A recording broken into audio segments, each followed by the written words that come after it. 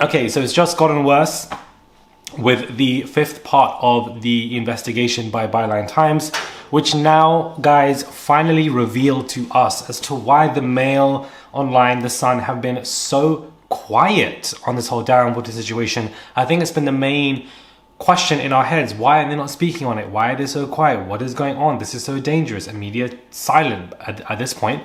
Now we know why.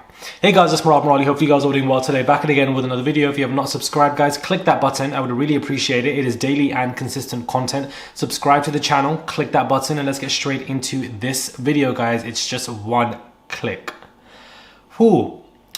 The Mail Online, Byline, is reporting knew of serious criminal allegations of a sexual nature about its columnist Dan Wootton in May, yet failed to report them to the police and continued to publish his work on 5 occasions, Byline Times can reveal. Wooton's former employer, The Sun, has also failed to report the same detailed allegations to the police, despite knowing about them since at least 7th of June 2023, a month before running a controversial front page about a BBC presenter lawfully paying for sexual images. Whether this, first and foremost, before we even continue with the Dan Wootton stuff, Hugh Edwards is still in the wrong. The fact that I'm seeing people even defend him, and whether he was lawfully paying for images or not, does not take away from the fact that there was a power imbalance when it comes to Hugh Edwards' situation, and he was exploiting that teenager. That's most exactly what he was doing. Because not only was he sending aggressive messages, but nobody in their grown 40s or 50s with a large abundance of money should be sending money to a young 18, 19-year-old who has a significant addiction to crack, knowing that he does, exploiting him for it, knowing that a teenager will do whatever an old man is asking them to do because they need that money for their unfortunate environment that they are in. You are aiding and abetting his addiction, you are exploiting him, and you are no innocent angel. So I don't know why people are trying to defend Hugh, saying that he didn't break the law, it was lawfully, it was XYZ. It only shows the hypocrisy when it comes to what's going on with Philip, number one. Number two, but there was most definitely exploitation of young teenagers. And number three, he was sending aggressive messages also as well. He had no business going to somebody who has a significant addiction or that age. It obviously was not underage, we can definitely clarify that, but somebody in his 50s, I don't see why you can't go to an escort who's in his 30s. Who isn't in a very unfortunate exploitative situation. Anyways, let's get into this. Sorry, it just really irritates me when people try to defend Hugh because I don't understand. The matter was reported to the publications by a former male adult entertainer whom Wooton employed to help him catfish men of sexual interest. A further allegation was also made and is known by both newspapers, details of which we are unable to report at this time. Okay. That sounds really dark. The man told Byline Times the Mail said they couldn't touch the story as Wooton worked for them. They said it sounded like a very serious criminal matter and said that I should go to the police, which I did. I also told The Sun about it and the fact that Wooton had paid one of my colleagues for sex work from their own accounts by pretending he was a source on a story about Amber Heard. They also told me to report it to the police, so I did that in June. Neither publication has since reported at all on the 3-year special investigation into the personal and professional conduct of Wooton that Byline Times started breaking 11 days ago.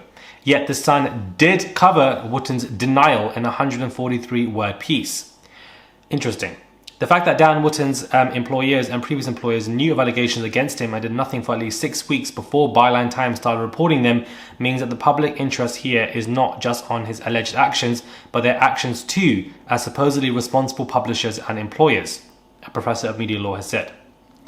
Today, in the latest part of Byline's Media 2 investigation into abuses of power in publishing and broadcasting, we can reveal how the ex-adult entertainer first contacted Mail Online on 29th of May amid a mounting scandal about the former ITV This Morning presenter Philip Schofield and his lawful relationship with the younger man he worked with.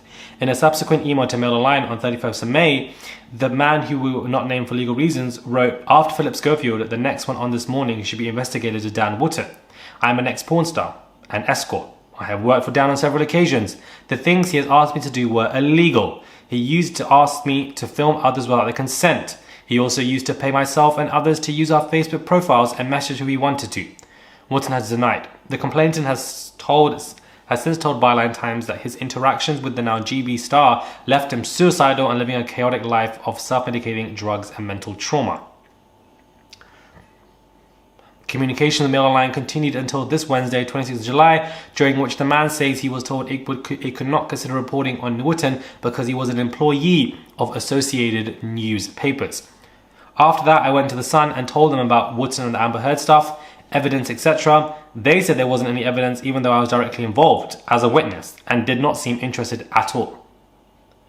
During this time, the Mail and the Sun broke both stories on Hugh Edwards, and were continuously and incessantly speaking on him whilst knew about everything that was going on when it comes to Dan Wootton. Wow. Wow, wow, wow. Wow, wow, wow. In one column on 30th of May, Wooton discussed Philip Schofield saying, I would have thought in this day and age that a mainstream broadcaster such as ITV ought to be seen to be doing all it can to deal with issues like this. Find out where the truth lies, and in the meantime, suspend those who the rumours concern. That's exactly what he said, word for word, bar for bar, when it comes to Philip Schofield. So, why can't he be suspended until further situations? Why doesn't it apply to him? You know? I don't understand. This is the 5th part of the Byline's investigation, so I'm just giving you updates on what Byline are reporting, and they've now come out with witnesses who said that these people contacted the Mail Online and the Sun with email evidence to show we have information on him. Philip isn't the only one. Dan is also, involved in a ridiculous amount of illegal things, asking us as witnesses coming forward to say stuff. And the Mail Online said that, we can't speak on somebody associated with our newspaper association. Since when has that ever been a rule?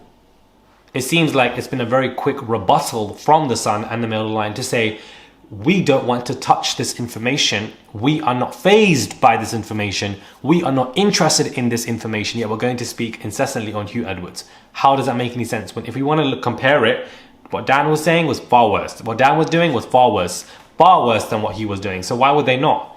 So their rebuttal must have been like, we're not going to touch this because of the loaded information that Dan allegedly probably has on us as colleagues, as people that work at Mail Online and the Sun. He probably has, stacked up a lot of information. If this is what he's doing, as these witnesses are coming forward saying that he pressured us to film people without the consent, how many clips has he perhaps allegedly obtained from these escorts, interacting with people? I'm not going to say that, that this is, it's very manipulative. That's what it is. It's somebody who's gone into this game and said, this is what I'm going to do. This is what I'm going to do. I want to get higher up. I want to get in these positions, etc., etc. But then one could argue, when he was let go of this morning or, left the Sun, why didn't he expose them then? I don't understand. That is the part that I'm kind of confused about, because it's like, you are no longer working at the Sun, Dan Wootton, as it is. So, A, why didn't he expose them when he left? And B, why wouldn't the Sun or Mail, or the Mail obviously is a columnist, but why wouldn't the Sun touch the story if he's no longer working there as a colleague? That means he must have something huge. As the Byline Times have said, there is a further allegation that they cannot even speak on right now. What does that mean? I don't understand. The fact that he is on GB News, it's not about being far right, far left, up and down. These directions are they're just tiring to me. Whatever the hell you are, it doesn't matter. You can't justify the fact that somebody should still be sitting on GB News reporting while these heinous allegations are coming forth to him. And at this point, are they allegations? Because witnesses are coming forward. They've got chain emails of conversations. He's no longer speaking and doing his columns on, the Mail Online. That has completely stopped since all of this has come out. So that is a consequence. Perhaps Mail Online have said, let's put a stop to this until, stories die down, then you can return. So who knows? Because he hasn't done any of that as of right now. And that was a very lucrative job for him. But clearly now, on the 5th part of the Byline Times investigation, they've come forth to say that witnesses have come forward in regards to him. I just think that when we look at Philip Schofield, Hugh Edwards, Dan Wootton, there is a theme here. And these are men who have a lot of wealth and power, and they use it as a catalyst of abuse to young teenagers or young boys in their 20s, to use them, pressurize them to do things that are not only illegal, but grooming them as well, and things that they should not be doing to them.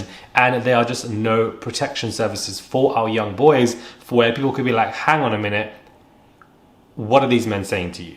What are these men doing to you? You need financial help?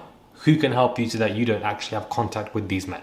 Why isn't there anybody around in these spaces when somebody like Dan, Philip, or Hugh contact a boy? Why can't that guy or boy go to a service, much like we can go to the NHS? Why can't they go to these services to say, I need financial abundance, but at the same time, I don't know what's going on here, you know?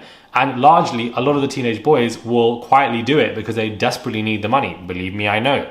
And, you know, there needs to be services to prevent that from taking place, because when you are in a position where you need a significant amount of money for survival, you are going to be under a heavy amount of exploitation. Who you are in a position of survival is not who you are as a person. Who you are in a position of survival is not who you are in a position of comfort. I think, and I can agree with, you know, we're all like that. So, you know, it's just alarming to me and sad that someone like Dan is doing all of this stuff, yet he's still on TV. What does that say about GB News? Anybody that watches that show, especially after this, not that I ever watched it, but after this, the fact that you've got people like that, and, you know, you could try to justify it, oh, there's no evidence, and whatever, people keep saying that, despite the numerous witnesses that are coming forward from everywhere. Remember, guys, when I said about Dan, when you find one cockroach under the floorboard, you're probably going to find a lot more. And this is the 5th part of their damn investigation when it comes to everything that is going on. So,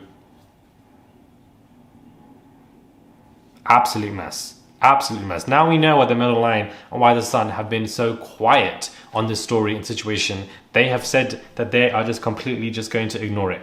Let me know what thoughts are when it comes to this, guys. Subscribe to the channel, click that button for daily and consistent content. I would appreciate it. Subscribe. I am nominated at the BCAA Awards for Role Model of the Year category. I would really appreciate it if you guys go and vote. The link is in the bio below. Click the link, scroll down, Role of the Model Year. Click that. I would really appreciate it. Subscribe to the channel, click that button, and I'll catch you guys soon for another video.